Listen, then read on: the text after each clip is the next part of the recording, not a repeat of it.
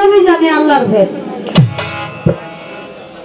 আর আল্লাহর ওলি জানে নবীর ভেদ, নবী জানে আল্লাহর ওলির ভেদ।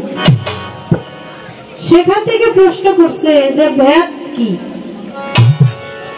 একটি গানের মধ্যে আছে, এই গানটি লিখেছেন ফতুল্লার বড় অমর সরকার সাহেব। তিনি খাজা বাবার একটা গান লিখছে, আল্লাহ নবীর ভাবের কথা, আল্লাহ নবীর ভেদের কথা আমার খাজা বাবাই জানে, নবীর প্রেমে খাজা বাবাই সুর দিছিল গানে, নবীর প্রেমে খাজা বাবাই সুর দিছিল গানে। গান যদি হইতো হারাম, আমার খাজা বাবাই করছিল কি হারাম হারাম কাম। এই গান যদি হইতো হারাম, আমার খাজা বাবাই করছিল কি হারাম হারাম কাম। হারাম হয় হারামেরই কাম, আমরাই তো একজনে, নবীর প্রেমে খাজা বাবাই সুর দিছিল গানে।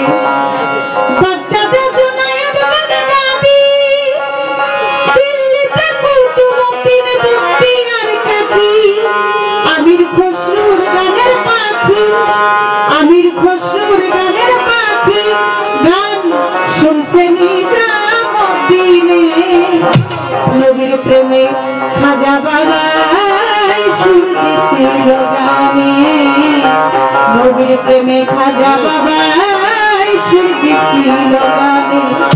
হালাল হারাম আছে দুটি দিক, একদিকে হারাম আর একদিকে সঠিক।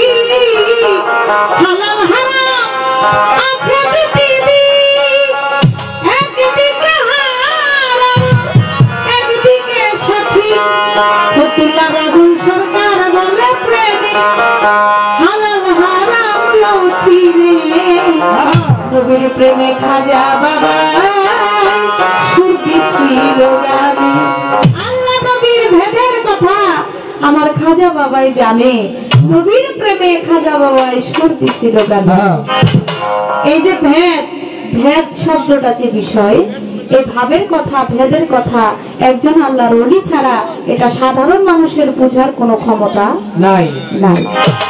এই ভেদ আমার কালাইশা বাবাই জানে, এই ভেদ একমাত্র আল্লাহর ওলি জানে, এই ভেদ তারাই জানে আল্লাহর ওলির আশিক যারা তারা জানে, নচেত এটা কেউ বুঝতে পারবে না। আমার আল্লাহ কি জুব্বা পরে, আমার আল্লাহ বলেছেন কুলকিল মুমিনিন আরশিল্লাহি তাআলা, মুমিনের কাল আল্লাহর আরশের সমতুল্য।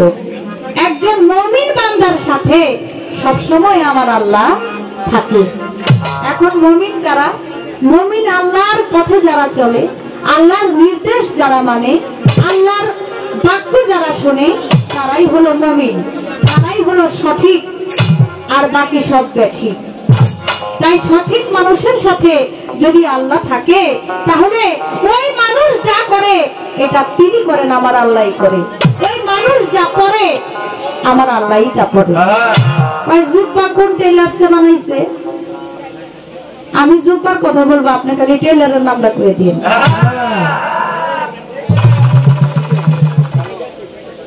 জুব্বার কথা আমি বলবো, আমার নবী করিম হযরত মুহাম্মদ সাল্লাল্লাহু আলাইহি সাল্লাম তিনি 70 তালির জুব্বা পরতেন, 70 তালির জুব্বা পরতেন তিনি। এই 70 তালে আমার আল্লাহ কত তালের জুব্বা পরেন? আমার নবী যা করছে আমার আল্লাহ তো তাই করে, তাই পছন্দ করে। আমার নবী যা করছে আমার আল্লাহ সবকিছুই পছন্দ করে। আমার নবী আল্লাহর হুকুম ছাড়া কোনো কিছু আমার নবী করতেন না।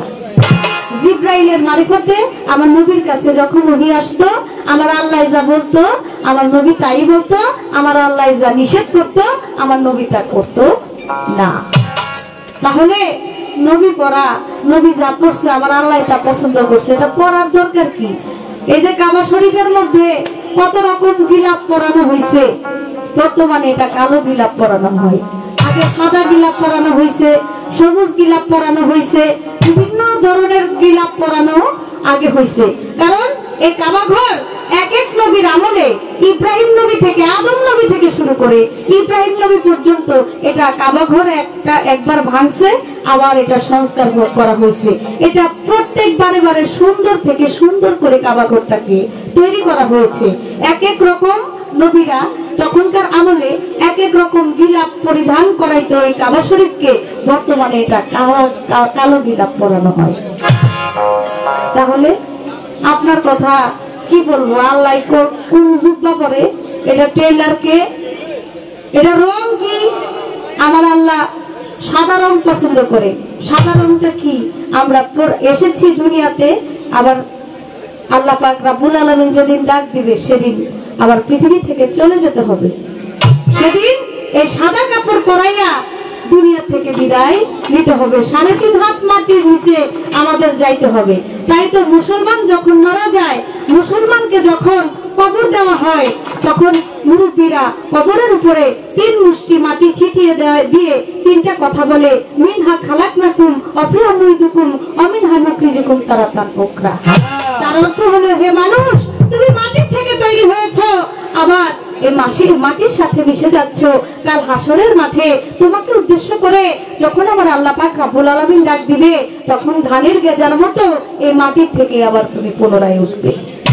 মাটির শরীর মাটির সাথে মিশে যাবে।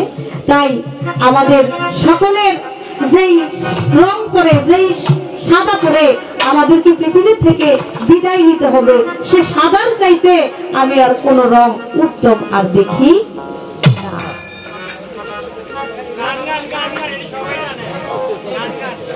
খালি গান?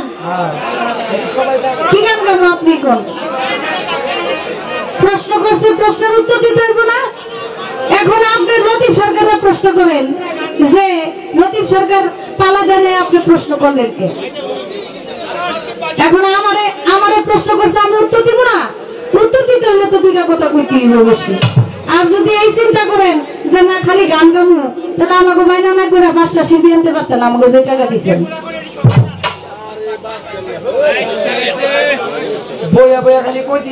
আপনারা যদি বাইরে থেকে কথা বলেন, তাই সেখানে কথা না বললা আপনি স্টেজে এসে কথা বলেন, তাহলে তো আপনারই বায়না করে আনতো, আমি গান শিখে লিগা।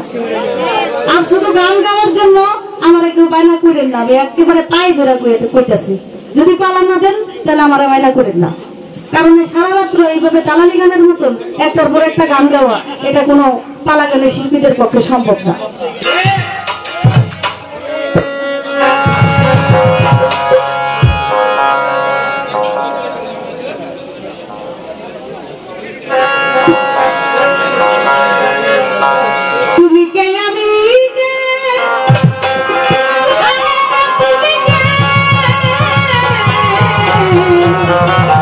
Thank you.